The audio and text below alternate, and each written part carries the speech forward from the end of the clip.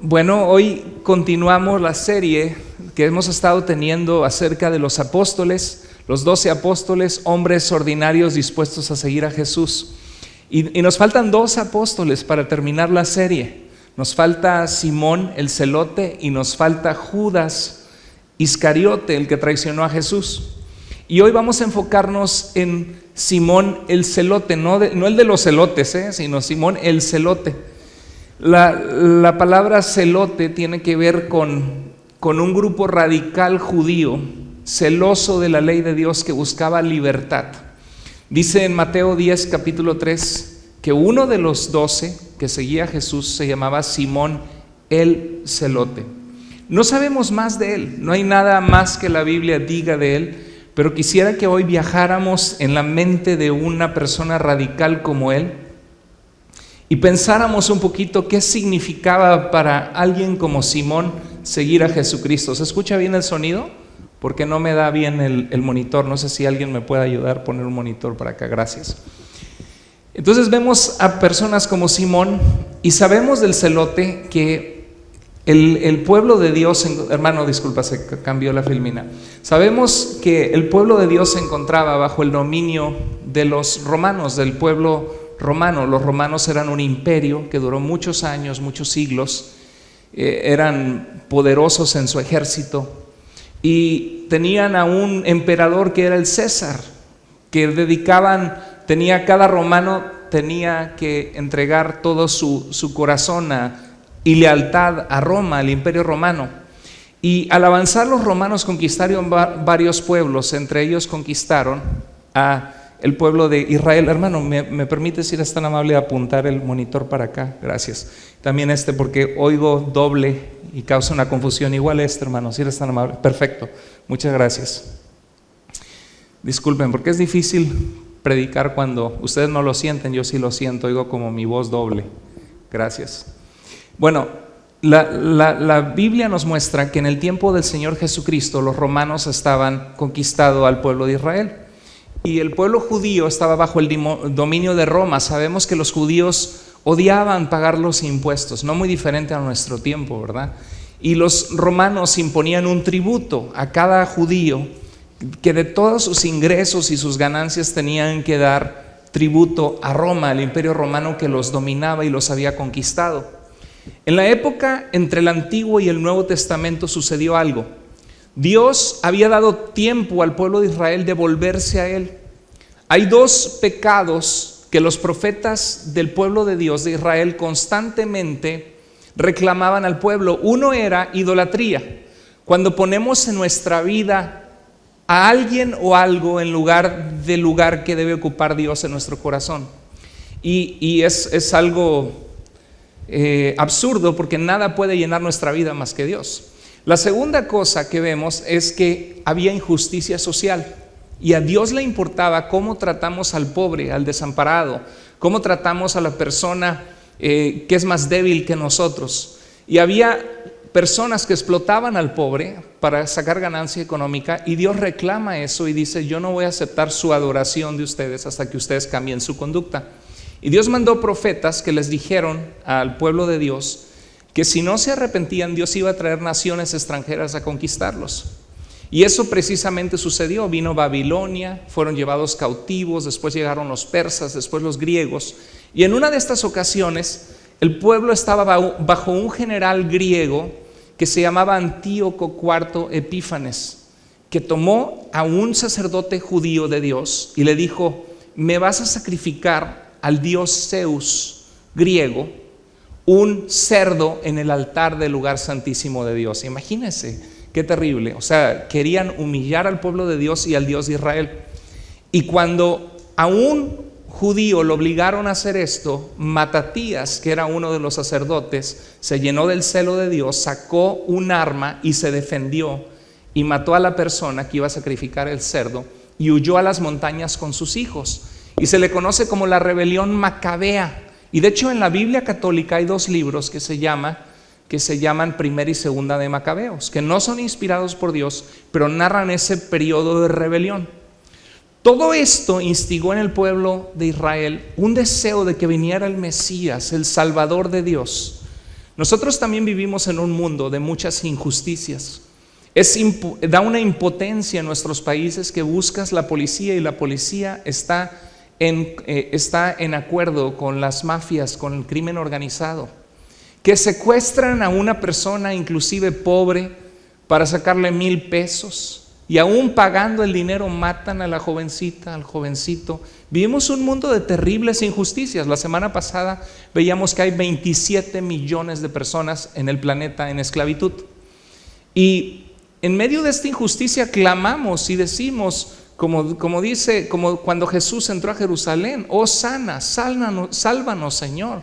Vivimos en un mundo donde el rico, a base del dinero mal habido, se aprovecha del pobre que aplasta, explotando a otros. Los que tienen el poder en la política en algunos países aplastan en un gobierno totalitario a los demás, y clamamos: Señor, sálvanos. Y nosotros cantamos en los himnos de cada independencia de cada país. Por ejemplo, en México cantamos Maciosare, un extraño enemigo, ¿verdad? ¿Se acuerda? Una ocasión le preguntaron: mamá, ¿quién es Maciosare? Dice: cállese, mijo, que es un extraño enemigo. En México cantamos, dice que al sonoro rugir del cañón, y habla de la guerra, y dice: bandera, bandera de México, símbolo de la libertad de nuestros padres y de nuestros hermanos. ¿Se acuerdan? ¿Y por qué? Porque es un deseo de buscar libertad, de no ser dominados por otra nación. En el tiempo de Dios había lo mismo, y había uno de esos hombres celosos, políticos, que querían que Dios interviniera en la injusticia, y eran un grupo que se llamaba los celotes, porque eran celosos de la ley de Dios, tenían pasión por Dios y por el pueblo de Dios, y estaban dispuestos inclusive a actuar con violencia. Inclusive ellos fueron los responsables entre el año 66 al 70 de la guerra de los judíos contra Roma, que Jesús había profetizado que no quedaría piedra sobre ese templo, y fue precisamente a través de esa guerra que Tito Vespasiano, un emperador romano, destruyó Jerusalén y el templo. Y de hecho en Roma, en el Arco del Triunfo, vemos una escena donde los soldados romanos están cargando una menora, la lámpara del templo judío, como pueden ver en las pantallas. Entonces los celotes tenían esa pasión, y la pregunta es: ¿qué hacía un celote, un revolucionario, en medio de los discípulos de Jesús? Vemos a Juan, por ejemplo, que era el discípulo a quien Jesús amaba, que escribe su carta de Juan y dice: amados, habla que nos debemos amar los unos a los otros, porque el que ama es nacido de Dios y conoce a Dios, pero el que no ama no ha conocido a Dios, porque Dios es amor. Y en medio de eso, ¿qué hace un revolucionario? ¿No le causa a usted intriga que entre los 12 apóstoles había un Simón, el revolucionario, el celote?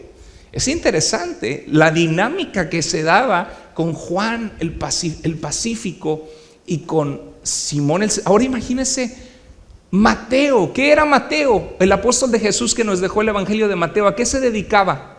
¿Se acuerdan? Era recaudador de impuestos. ¿Impuestos para quién? Para Roma. Imagínense el encuentro de Simón el celote, que odiaba a Roma, que despreciaba los impuestos, que podía ver a Mateo como un publicano despreciable y una persona que no merecía estar cerca de Dios porque había vendido a la nación cobrando impuestos para un poder extranjero. Y lo cierto es que Dios, cuando nos llama, cuando reconocemos que somos pecadores, que necesitamos de Dios, porque todos somos pecadores, Dios es un Dios real y vivo, Él no es una religión. Y cuando Dios nos llama, venimos a ser parte de una comunidad de fe. No hay cristianismo de llanero solitario. Si a un llanero solitario tenía a su compañero que lo ayudaba, ¿no? Y su caballo. No hay tal cosa como: me quedo en la casa, oro y leo mi Biblia y basta. Yo sé que ha habido mucha gente lastimada por iglesias, porque hay iglesias que abusan de la gente, que buscan sacar el dinero de la gente, lucrar con las cosas de Dios, o que tienen líderes orgullosos, egoístas, manipuladores. Pero no significa que todas las iglesias sean así, gracias a Dios, porque existen muchas iglesias todavía que son sanas, que aman a Dios, que buscan agradar a Dios y que buscan amar a la gente y que la gente crezca. Y nuestra iglesia es así. Pero cuando venimos y somos parte de la iglesia, nos topamos con gente de otros lugares, a veces de un pueblo que no se llevaba con tu pueblo, ¿no? O de una nación que antes te caían gordo, te caían mal. Y con personalidades que a veces chocan contigo. Y lo mismo le pasó probablemente a los discípulos cuando llegaron a ser parte del pueblo de Dios. Algo cierto es que Dios trabaja en nuestro carácter. Y ¿sabes una cosa? Dios te recibe como eres. Dios no te dice cambia y luego vienes a mí. Dios te dice ven como estás.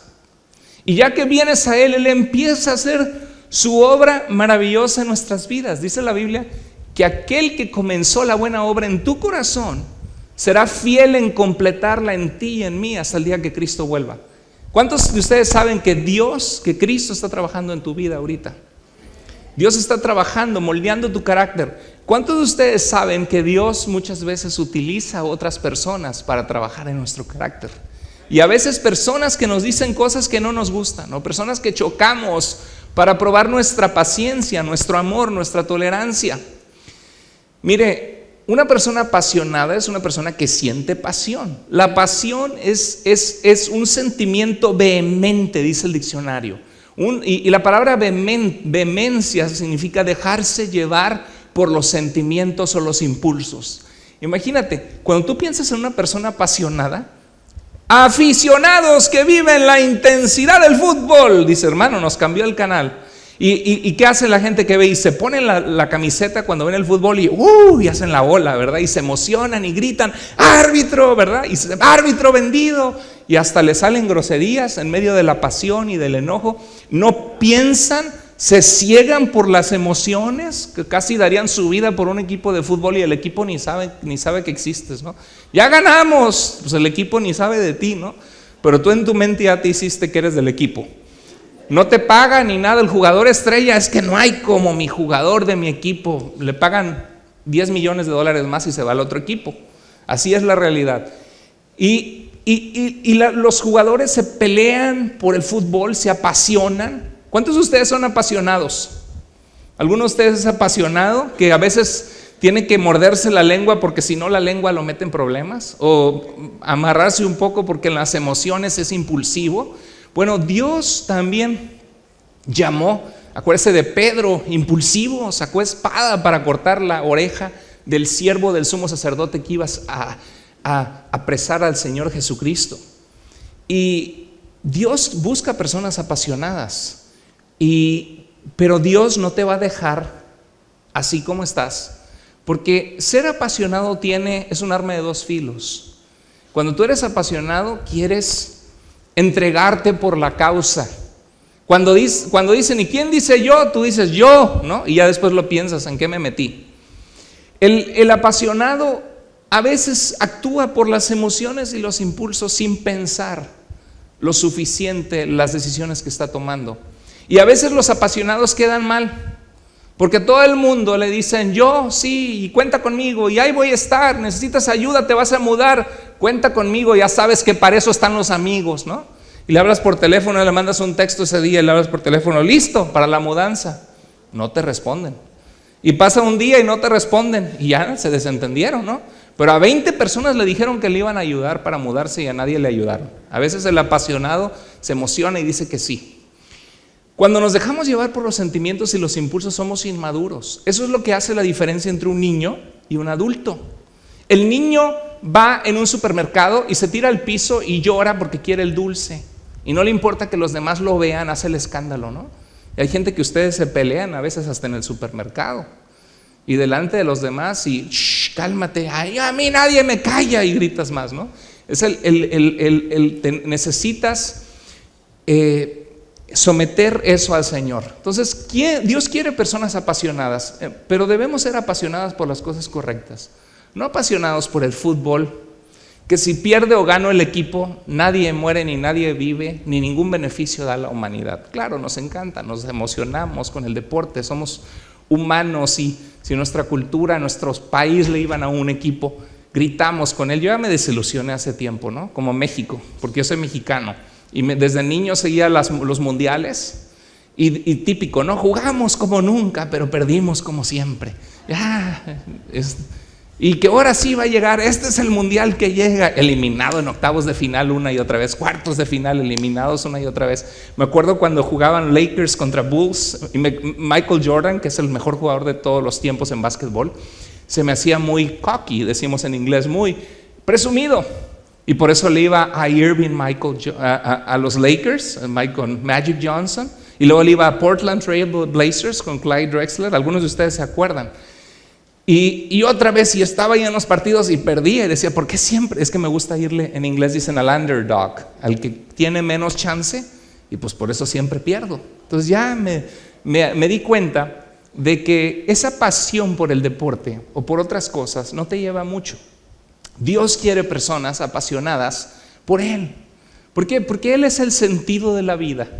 Al morir, yo te aseguro que no vas a pensar en el equipo. Ay, ¿por qué perdieron los Seahawks, no? Los Raiders. Cuando pierde tu equipo, no vas a estar pensando en eso cuando mueras. Vas a estar pensando en Dios, en tu familia, en la gente que más quieres. Pues Dios quiere que seamos apasionados por Él. ¿Qué significa? Que sintamos una vehemencia en nuestro corazón de decir, Señor, te obedezco. Si hay alguien que se está perdiendo sin ti, una familia que conozco, algún familiar que está viviendo una crisis, Señor, que mi boca no se calle, que me des el valor de decir, ¿puedo orar por ti? Sé que estás pasando un momento difícil. ¿Cuántos de ustedes ha habido amigos o amigas o personas que sabes que están pasando un momento difícil y que nada más te quedas callada y le dices, pues lo siento mucho por lo que estás pasando, amiga, y ya? Cuando puedes ir la milla extra y decirle, ¿me permites orar por ti? Ay, pero pastor, no son cristianos, pero pastor, no sabe usted, y ellos como que critican. No, cuando hay una necesidad es un momento de decir, ¿me permites orar por ti? O usar la palabra de Dios y decir, el Señor es mi luz y mi salvación, Él es la fortaleza de mi vida, ¿de quién temeré? Aunque un ejército acampe contra mí, yo estaré confiado. Hay palabras que tú puedes decir a la gente, versículos bíblicos, orar. Dios quiere personas apasionadas por Dios, gente que no se calle la boca de ayudar a quien necesita ayuda con Dios, y tú puedes ser esa persona. Dios quiere personas apasionadas por la justicia, porque vivimos en un mundo de muchas injusticias y algo podemos hacer en apoyar causas justas. Dios quiere personas que aunque tengamos emociones fuertes, no seamos solamente emocionales. Hoy quiero buscar a Dios, mañana se me quitan las ganas. Y que nuestras emociones y pasiones las sometamos a Dios, en vez de ser como caballos sin freno que se van y se meten al bosque y se pierden y pisotean porque no tenemos freno en nuestras emociones. Las emociones nos meten en problemas. Pablo le escribía a Timoteo, sabiendo que era una persona más joven que él, y le dice, Timoteo, huye de las pasiones de la juventud. ¿Qué pasiones siente un joven? Generalmente pensamos en pasiones sexuales, ¿no? Porque están las hormonas a todo lo que dan, y generalmente no se han casado.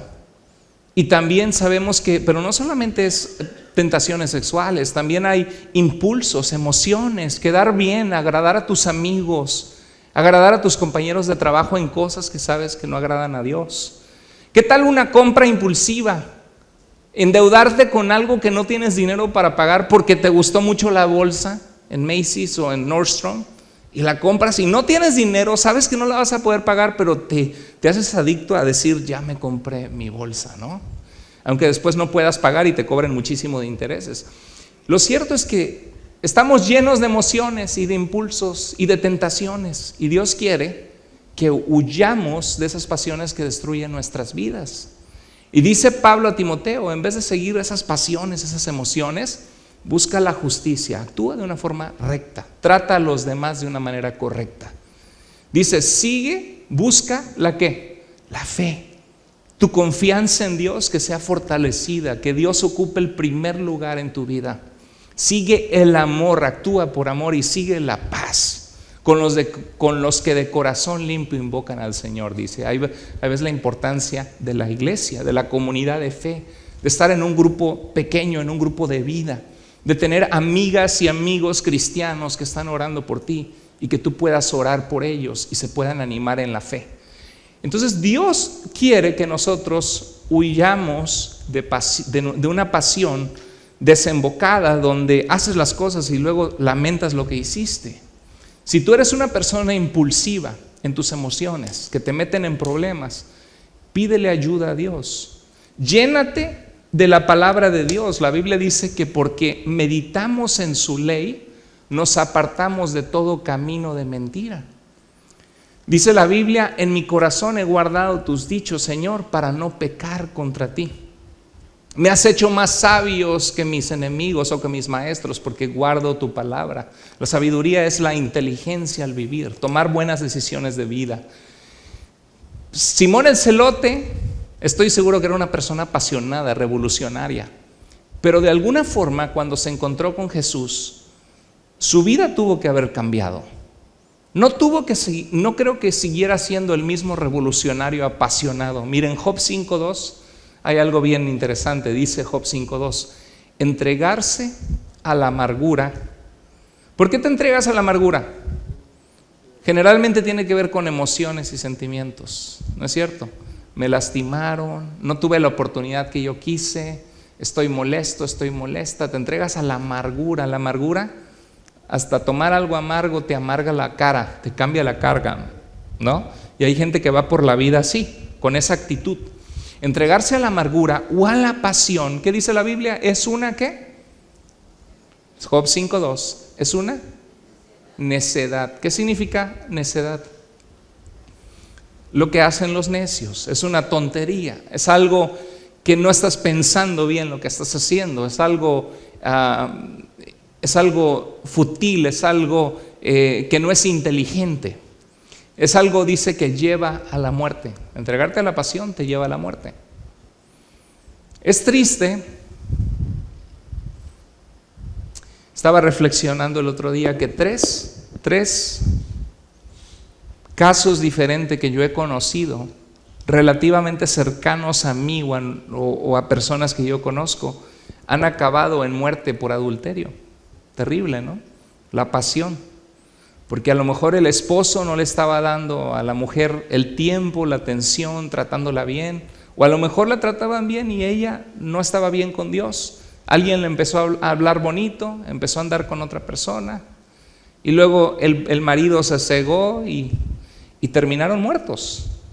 Yo he conocido 3 casos en los últimos 4 años de ese tipo.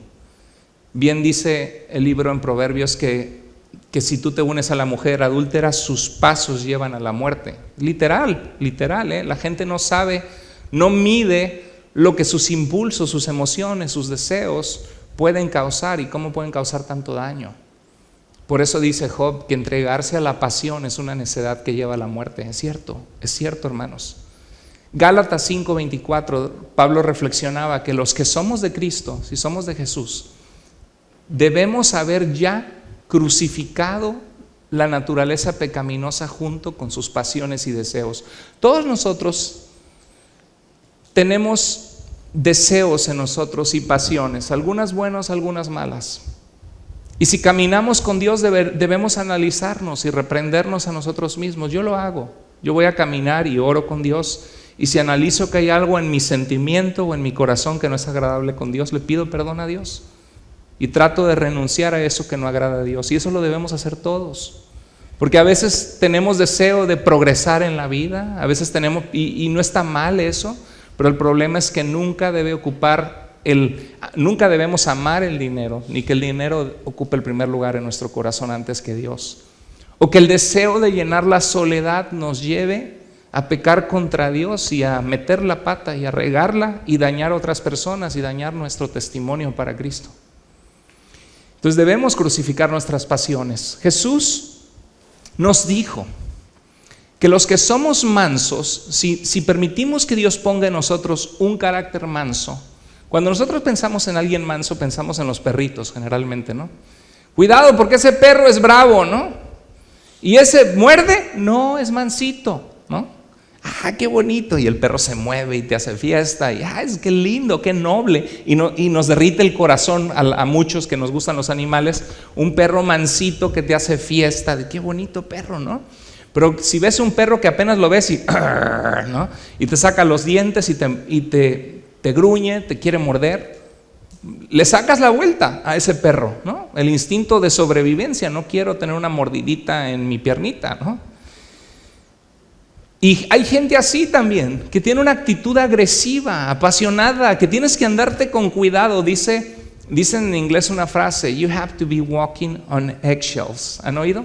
Tienes que estar caminando en cáscara de huevo. ¿Por qué? Porque aplastas el huevo, ¿no? Entonces, para no aplastar la cáscara de huevo, porque está frágil, sensible, tienes que ir como ninja, ¿no? ¿Te ha pasado que estás en el segundo piso del departamento y te tocan abajo, pa, pa, pa? Y a cierta hora tienes que andar de ninja, ¿no? Y hasta te das volteretas, ¿no? Pero hay gente que en una relación interpersonal así es, tienes que andar con cuidado, porque es más, hasta le sacas la vuelta porque dices, todo lo que yo diga va a ser usado ¿en qué? En mi contra. Le digo algo y va a entender otra cosa. Si le explico que no es mi intención, me toma esa explicación por otra cosa y no hallo por dónde, y ahí viene fulanito, le saco la vuelta. Cuidado que seamos personas apasionadas, pero apasionadas negativas, que luego nos sentimos que alguien nos quiere lastimar, porque eso te va a cerrar muchas puertas, mi amigo, mi amiga, mi hermano, mi hermana, te va a cerrar puertas en la vida.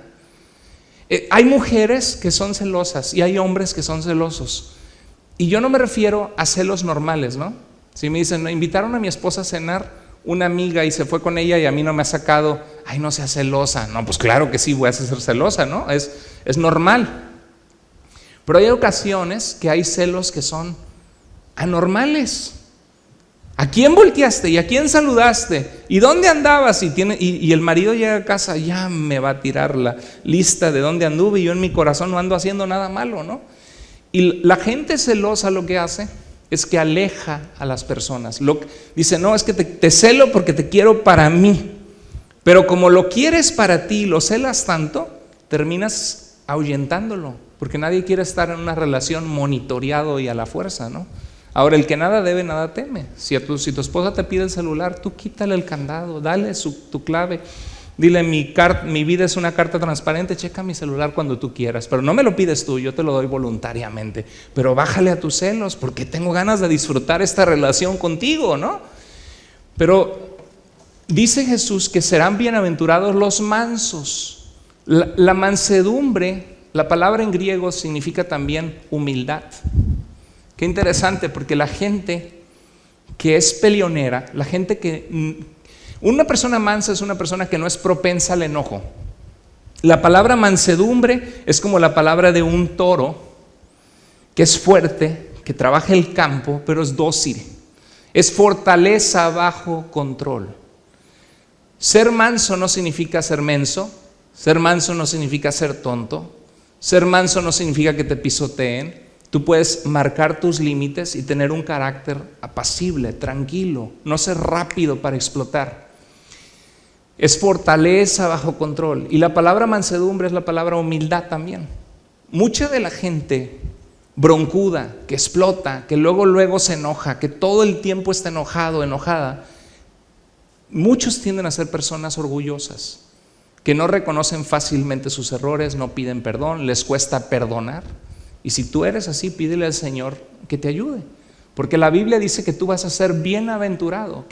¿Cuántos de ustedes quieren ser bienaventurados?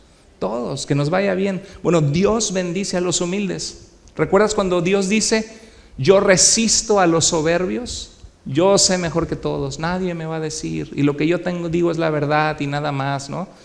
Dios resiste a los soberbios, pero da su gracia, su amor inmerecido a los que tienen un corazón humilde. Dice en Santiago 1, 19 al 20, todo hombre, todo ser humano, incluyendo las mujeres, sean prontos para oír. Cuando tenemos un argumento, que todos tenemos a veces una discusión, generalmente con la gente más cercana a nosotros, somos generalmente, cuando estamos enojados en un pleito, somos prontos para oír. A ver, quiero escuchar, ¿qué me querías decir? A ver, quiero entenderte. ¿Cuántos de nosotros somos así? Generalmente no queremos entender nada, ¿no? Creemos que ya entendimos y nos queremos desquitar. Dice, seamos tardos para hablar. Lo contrario, generalmente somos duros para hablar y queremos atacar y queremos vengarnos. Y dice, sean lentos para enojarse. Y muchos de ustedes, yo no creo que Simón el celote fuera lento para enojarse. El puro hecho que él estaba con los celotes, un grupo revolucionario, estoy seguro que era una persona que, ¿y dónde hay problema? ¿Y dónde está Roma? Vamos a darle, ¿no? Era una persona rápida para enojarse. ¿Por qué? ¿Por qué no debemos ser rápidos para enojarse y debemos ser lentos y que no fácilmente nos enojamos? Porque el enojo humano no produce la justicia de Dios. Al contrario, te mete en problemas. El enojo humano generalmente, desconectado de la razón, la inteligencia y el querer escuchar a la otra persona, no te va a llevar a mucho. Muchas personas están dispuestos a trabajar con alguien que está dispuesto a escucharlos. Es una buena amonestación si tú eres una persona apasionada que se ciega por las emociones. Memorízate este versículo. Todo hombre sea, repítelo conmigo, pronto para oír, tardo para hablar, lento para enojarse, porque el enojo humano no produce la justicia de Dios. Es un excelente versículo para memorizar. Dice en Gálatas 5, 22 al 23, que el fruto, la evidencia del Espíritu de Dios en nosotros. Cuando tuvimos esta semana, mi hija descubrió una cherry en un árbol en nuestro jardín. Riquísima, hasta creo que la pusimos ahí sobre la cocina y yo la quería partir en 3 para probar nuestra primera cherry, mi esposa, yo, y es una emoción, ¿no? ¿Sabe que cuando vivimos en una ocasión en Portland, sembramos un árbol de cherries y esperamos 3 años y por fin dieron y los vi y dije, me los voy a saborear, están buenísimos, hay que esperar, hay que esperar, hay que esperar. Y invitamos a unos amigos a la casa y llegaron antes que nosotros. Y cuando llegamos, vemos el árbol de cherries pelón. Y dice la hermana, ay hermana, estaban bien ricas tus cherries. Y nosotros teníamos la emoción de comernos nuestras cherries y alguien más se las comió, ¿no? No nos preguntó, no nos pidió permiso. Y no nos quedó más que sonreírlo. Sí, ¿verdad, hermana? Teníamos 3 años esperando, pero usted ya se las comió todas y ni nos pidió permiso. ¿Puedes saber que es un árbol de cerezas? Porque da cerezas. ¿Ves que es un árbol que da mangos? Porque da mangos. ¿Puede la gente verte y decir, oye, los frutos de esta persona es un cristiano? ¿Alguna vez alguien te ha dicho, tú eres cristiano? Porque vi una actitud diferente en ti. Qué padre cuando alguien puede ver eso en nosotros. El fruto de Dios es en nuestra vida que haya amor, que haya gozo, no amargura, que haya paz. ¿Tú quieres tener esto en tu vida? Acércate a Dios. No te dejes de congregar, lee tu Biblia todos los días, ora, crece en Dios y vas a empezar a tener eso en tu vida. Es paciencia, amabilidad, bondad, fe, mansedumbre y dominio propio. No ser apasionado de que dejamos puras amistades tiradas. Mira, ¿sabes? ¿Te has fijado que la gente que tiene un carácter fuerte, cuando somos seres humanos en redes sociales, en Facebook? ¿Cuántos de ustedes tienen Facebook? La mayoría, ¿no? Nada más hay que cuidar el tiempo que ocupamos ahí y lo que ponemos. Pero ¿te has fijado? Yo he notado que personas que en mi vida me han lastimado o que veo que tienen un carácter duro o áspero, generalmente ponen sus posts en Facebook y tienen un like. Y ves amigos, contadísimos los amigos, ¿no? Y a cada rato sacan y meten a otros. Y amigos tienen 1 mes, 2 meses de conocerse y le ponen like porque todavía no lo conocen. Generalmente son personas que dejan rastro de personas lastimadas. Y ten cuidado si en tu vida tú has tenido varias amigas, varios amigos. Si has estado en varias iglesias, en una, en otra, y siempre sales mal con todos, lo más seguro que el que está mal eres tú. Y si es así, pídele perdón a Dios y dile, Señor, dame en mi vida amor, gozo, paz, paciencia, amabilidad. Yo te aseguro que Simón el celote, una persona apasionada, revolucionaria, no se quedó igual con Cristo. Así como Pedro, Dios cambió su vida, Dios cambió su carácter. Lo cierto es que Dios usa tu personalidad. Dios quiere personas también apasionadas que dicen: yo estoy dispuesto y yo voy, y que hablen de Jesús, que vivan para Dios, que ayuden a los demás. Pablo es el perfecto ejemplo. Mira, cuando Pablo escribe la carta a los Colosenses, dice: Pablo, apóstol de Jesucristo. ¿Por qué? Por la voluntad de Dios. O sea, Dios en su gracia me hizo apóstol. ¿Por qué? Mira lo que dice Hechos 8:1, que cuando apedrearon a Esteban, un hombre de Dios, por ser cristiano, Saulo consentía en la muerte de Esteban. Mátenlo, está en una secta radical que siguen a Jesús de Nazaret como que fuera el Mesías. Es un blasfemo, maten a Esteban. Ese era Pablo. En Hechos 9:1-3 dice: Saulo respirando amenazas. Cuando dice respirando amenazas es muy descriptivo, ¿no? Te imaginas como un toro, ¿no? ¿Verdad? Es que era odio que él quería, respirando amenazas y muerte. Y van a ver, cristianitos, y van a ver ustedes con sus mentiras y su religión y sus sectas, respirando amenazas y muerte contra los discípulos del Señor. Pidió cartas al sumo sacerdote para traer cristianos presos a Jerusalén. ¿Usted lo ve una persona apasionada a Pablo o no? Decidida, apasionada.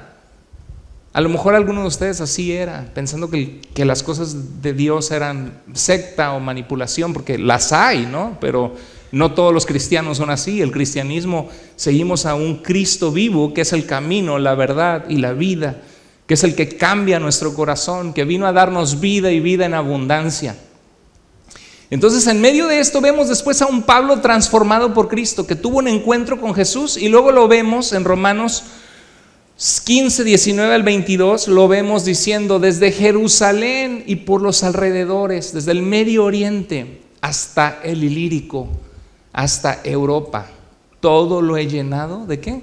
Del Evangelio de Cristo. Dice: me esforcé a predicar el Evangelio no donde Cristo yo hubiera sido anunciado, para no edificar sobre el fundamento de alguien más.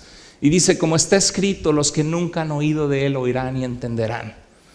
Dios agarró un Pablo apasionado por la verdad, que pensaba que el cristianismo era falso, dispuesto a agarrar cristianos y ponerlos en la prisión pensando que eran falsos.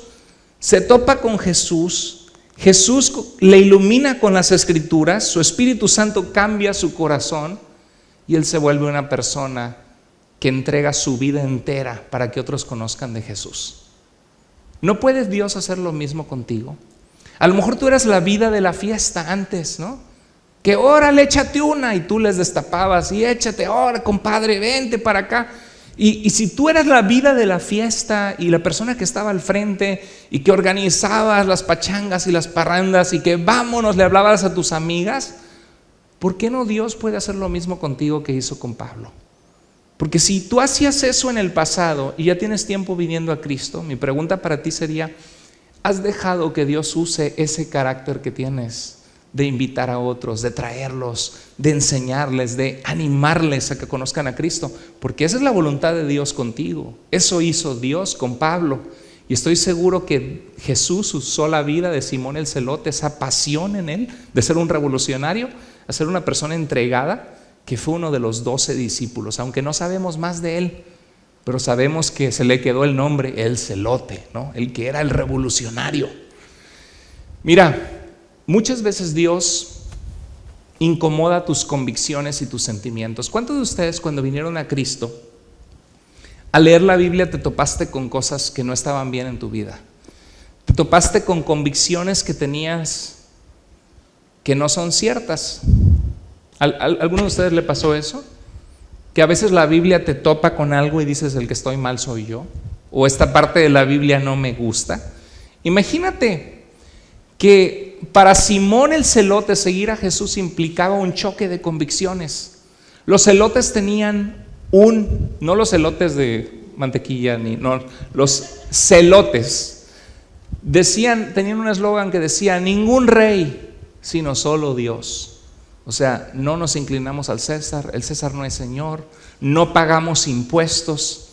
Y en Lucas capítulo 20, imagínate que él ve a Jesús y dice: Él es mi Mesías, el que va a derrocar al César, el que va a liberar al pueblo de Israel, el que salvará a su pueblo y que será luz de las naciones, que no habrá otro como él. Señor, yo te sigo, dijo Simón el celote.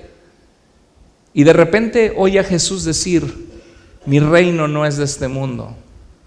Y de repente llegan para probarlo los fariseos y le dicen: nos es lícito dar tributo, pagar impuesto al César.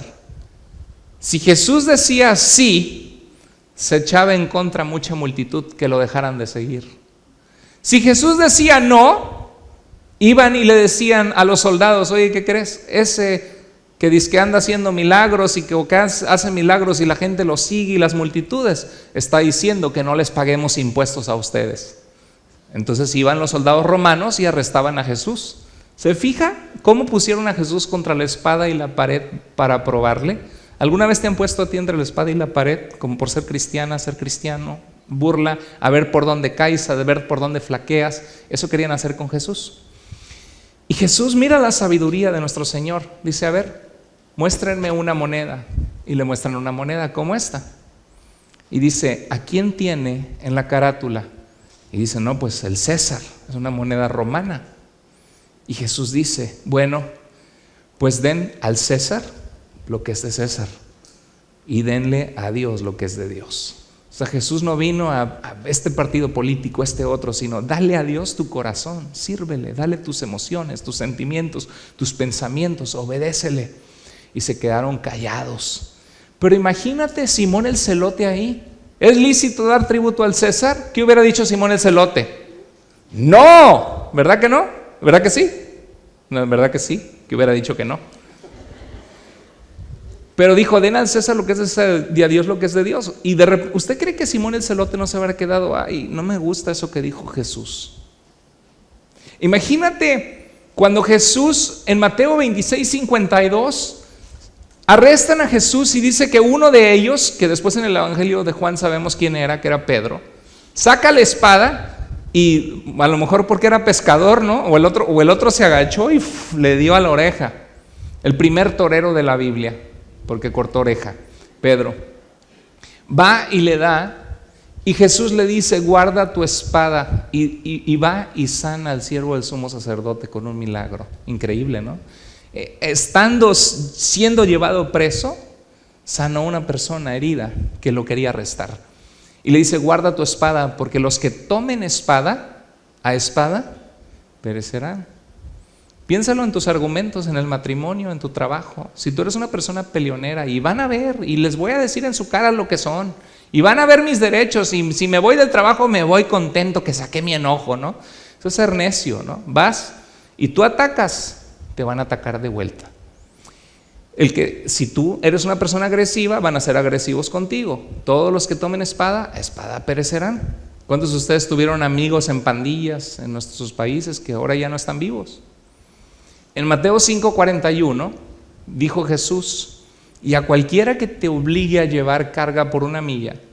¿Sabes qué era la ley en Roma? Un soldado podía venir con su espada y decir: a ver tú, plebe, con pueblo de Israel, que están bajo nuestro dominio los romanos, a ver tú, llévame mi carga, por favor, llévamela. Y el otro decía: no puedo ahorita. No, decía: sí, señor, ¿no? Es como si ahorita te para la policía: ¿me da su licencia? O me da sí, señor, ¿no? Y dice Jesús: si te obligan a ir una milla, tú ve con el 2. Sí, señor soldado, claro que sí, yo le ayudo con mucho gusto. Hasta aquí puedes llevarme. Está bien, no hay problema, yo lo acompaño, si me necesita mi ayuda lo llevo 2 más. Y los soldados romanos se hubieran quedado: ¿qué les pasa a estos judíos? Es que yo soy un seguidor de Jesús de Nazaret. Y era un testimonio de lo que Dios había hecho en nuestra vida. Y me limpias bien la oficina, ¿sí? Y cuando regresan, ¿sabe que también le limpié los vidrios? ¡Wow! ¿No? Ir más allá de lo que esperan de ti. ¿Tú qué crees que pensó Simón el celote? ¿Cómo un soldado romano me pide ir una milla y Jesús me dice que vaya a 2? Y es lo que estoy opuesto, por eso soy celote.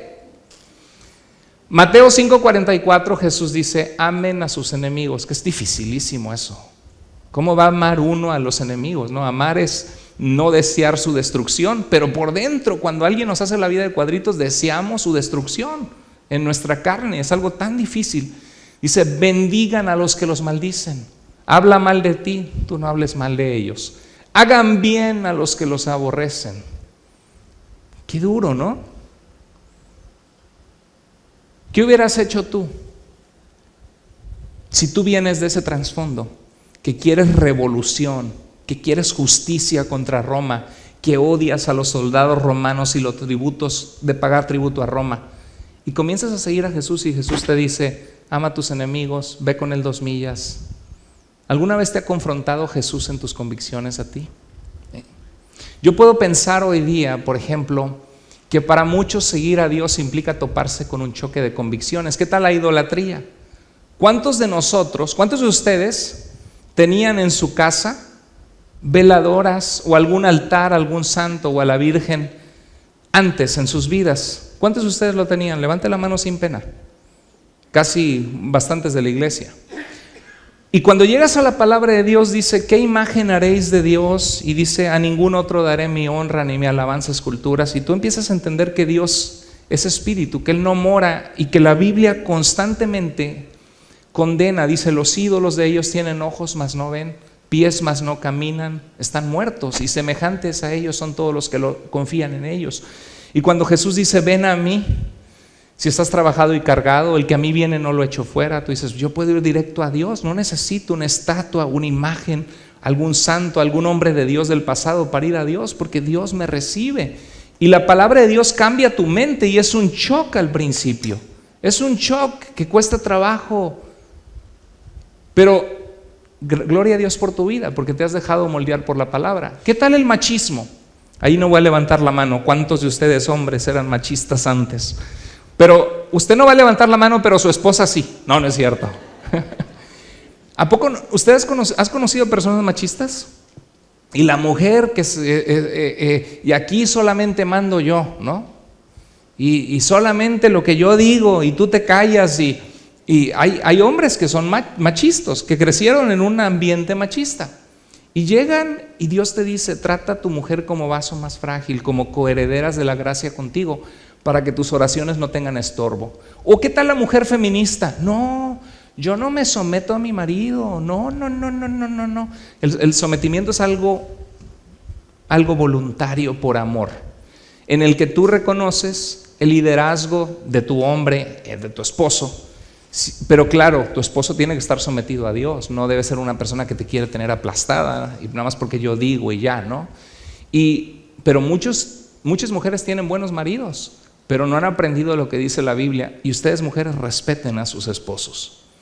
¿Qué tal el materialismo? Cuando llego y dice, no, el dinero y vamos a lograr tanto y todo es para trabajar y hacer dinero, y llegas y te topas con la Biblia y con Dios. Y Dios te dice que estés llenos de frutos de justicia en tu vida, que seas generoso con los pobres, con los necesitados, que trabajes con tus manos también para compartir con los que tienen menos. Hay cosas, o que Dios te dice que seas fiel en el dar para la obra de Dios, que es algo que Dios pide. Si Dios no tiene tu cartera, Él no tiene tu corazón. Si no hay generosidad en tu corazón hacia los necesitados, hay algo que falta en nuestra vida y nos topamos con eso. Y quizá no nos gusta, es incómodo. ¿Qué tal dormir juntos antes de casarse? Ya es la norma hoy día. Muchos se conocen en un club y esa misma noche se van y duermen juntos. Por lo menos eso es lo que las películas y las series te venden, ¿no? Y lo que muchos practican. Y llegas a la Biblia, pero es que yo la amo, es mi novia, sí. Te vas a casar con ella, va a ser la mujer de tu vida, es que todavía no lo sé.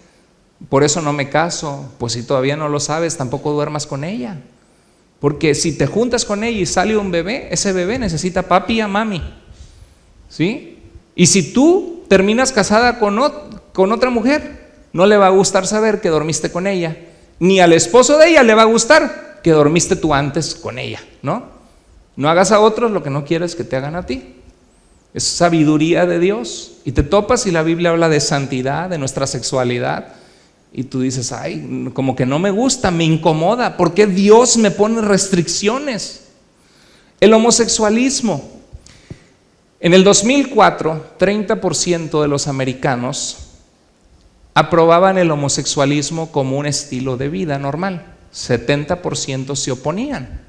En la antigüedad, por siglos, fue considerado una enfermedad o una enfermedad mental, por siglos, estoy hablando por milenios.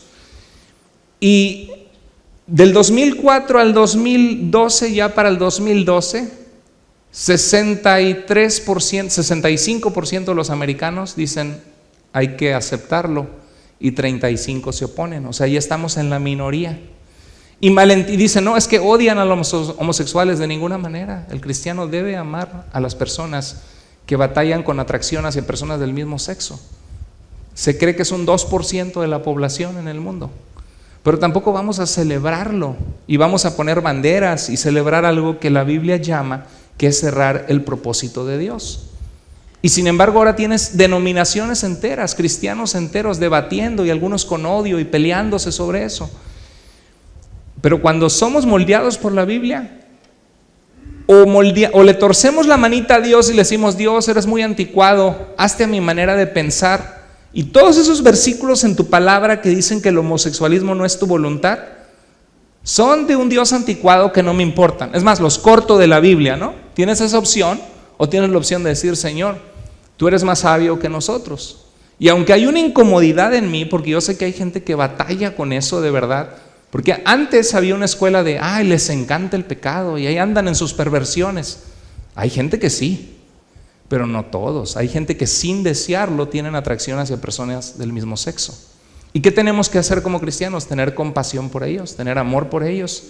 Pero eso no implica que celebramos eso como un estilo de vida, porque 2 hombres, 2 mujeres no pueden concebir. Ni tampoco es el mejor ejemplo para los niños de algo que es aceptable como un estilo de vida digno de emular, porque es una anormalidad, no es la normalidad. Biológicamente no hay conexión entre 2 hombres y 2 mujeres, ni pueden procrear la vida. Entonces una de dos, o le tuerzo a la Biblia o acepto lo que la Biblia dice aunque me incomode. Y ahí es donde podemos aprender de Simón el Celote, que yo te puedo asegurar que cada vez que te topes con algo de la Biblia que te incomoda, generalmente, siempre, 100 de cada 100 veces el que está mal soy yo, somos nosotros.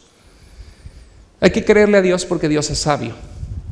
Entonces, para Simón seguir a Jesús era aprender también a tolerar y ser paciente con personas que antes odiaba.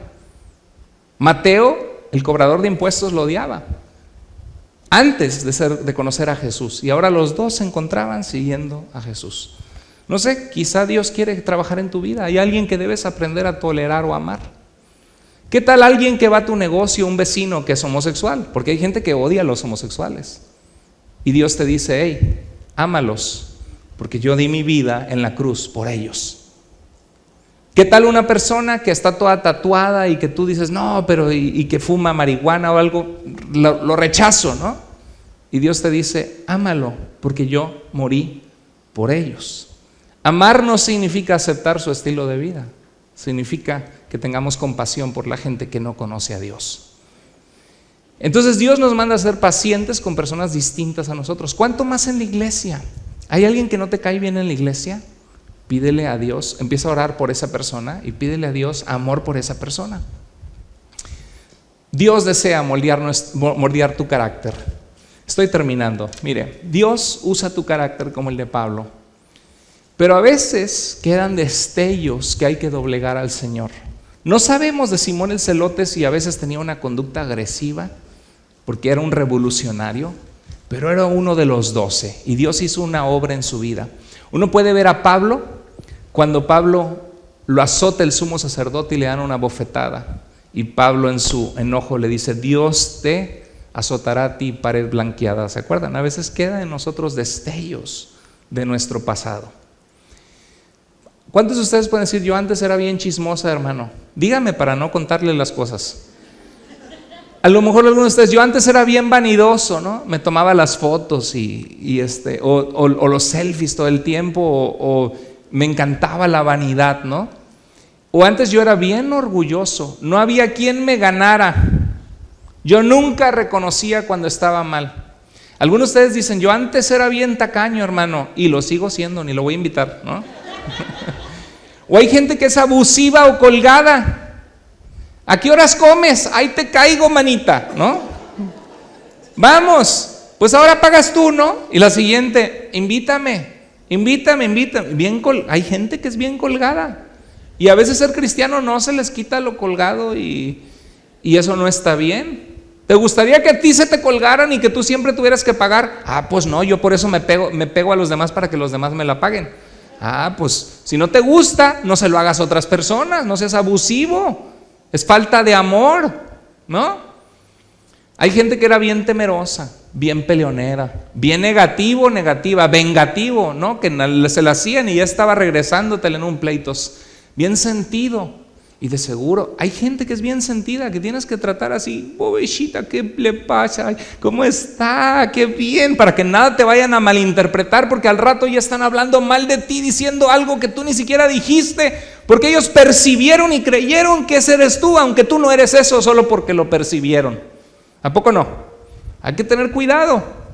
O gente que es bien celoso, propensos a pensar mal de otros, y van a ver, de seguro que lo hace por esto. Hay gente así.